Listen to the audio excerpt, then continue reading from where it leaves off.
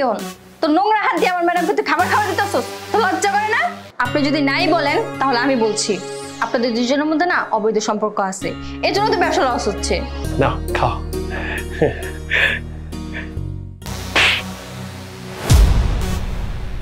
এই 2 টাকার পিয়ন, তো নোংরা হাত দিয়ে আমার ম্যাডামকে তুই খাবার খাওয়া দিতেছস, তো লজ্জা করে না? এই তোমার কি মাথা খারাপ হয়ে গেছে? তুমি ওকে থাপ্পড় কেন মারলে? দেখুন তো ম্যাডাম, এই 2 টাকার পিয়ন হয়ে আপনাকে নোংরা হাত দিয়ে খাবার খাওয়াই দিতেছে, এই অফিসে যদি লোকজন দেখে কি ভাববে একবার ভেবেছেন? ও খাবার খাওয়াই দিছে তো কি হয়েছে? ও মানুষ না? আর তাছাড়া তুমি ওর সাথে এইভাবে কেন কথা বলছো? ম্যাডাম, আমি ওনারে খাবার খাওয়াই দিতেছি, এতে কি সমস্যা আমি তো বুঝলাম না। একদম চুপ কর, তুই আমার সাথে আর একটা কথা বলবি না। তোর কাজ হচ্ছে অফিস ঝাড়ু দেওয়া, চা দেওয়া, মানুষকে চা খাওয়ানো। তোর কাজ যা, তুই তাই করবি, আমার সাথে তর্ক করতে আসবি না। থামো, তুমি তোমার সীমা অতিক্রম করে ফেলছো। তুমি এক্ষুনি ওর কাছে ক্ষমা চাও।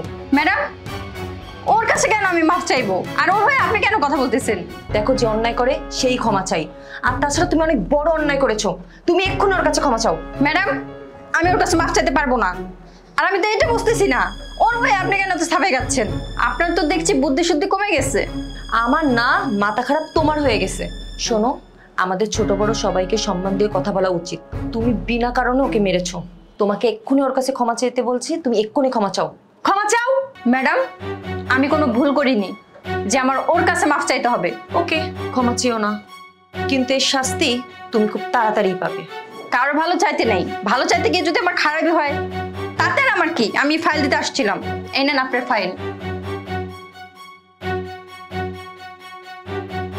আমার সাথে খারাপ ব্যবহার বছরও বস থাকে, আপনাকে দেখে নেব ম্যাডাম। আচ্ছা, তোমার লাগেনি তো? তুমি ঠিক আছো? আরে না না, আমার লাগে না, তুমি রাইগে যাও না, আমি ঠিক আছি। কেন এবার তুমি এখানে এসে আমাকে খাওয়াইতে গেলে বলো তো? সারাদিন তুমি কত কাজ করো, নিজে ঠিকভাবে খাওয়া দাওয়া করো না, নিজে যত্ন নাও না, তাই ভাবলাম নিজের হাতে তোমার একটু খাওয়াই দিই। তুমি আমাকে নিয়ে কত ভাবো, কিন্তু মানুষ এটা বোঝে না। আরে বাদ দাও না মানুষের কথা, এই মানুষের কথা ভাইবে কোনো লাভ আছে? মানুষকে কি কইলো এটা আমি চিন্তা করি না। হ্যাঁ, আমার কাছে তুমি অনেক গুরুত্বপূর্ণ, তাই মানুষের কথা আমি কান দেই না। আচ্ছা ঠিক আছে, যাও কাজ করো।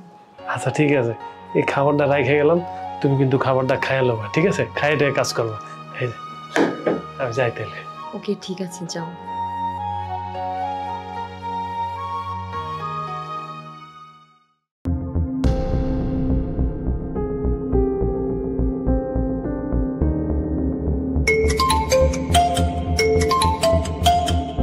হ্যালো স্যার, ভালো আছেন?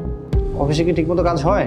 জি স্যার, ঠিকঠাক মতোই তো কাজ হচ্ছে। ঠিকমতো কাজ হলো তাহলে আমি বিগত যে 2 মাস দেখতেছি অফিসে লস হচ্ছে কেন? আচ্ছা তুমি একটা কাজ করো, আমি ড্রয়িং রুমে অপেক্ষা করতেছি, তুমি আসো এখানে। জি স্যার, এখনই আসছি। আরে স্যার, আপনি কখন আইলেন? আমারে কইতেন, আমি নিচে যাই আপনার ব্যাগটা লই যেতাম। আরে না না, সমস্যা নাই, আমি একটু আগে আসছি। জি স্যার, আমাকে ডেকেছিলেন? হ্যাঁ ডেকেছি, তোমার সাথে কিছু কথা আছে। জি স্যার, বলুন। আচ্ছা স্যার, আপনারা তাহলে কথা কন, আমি যে চা বানাই লই।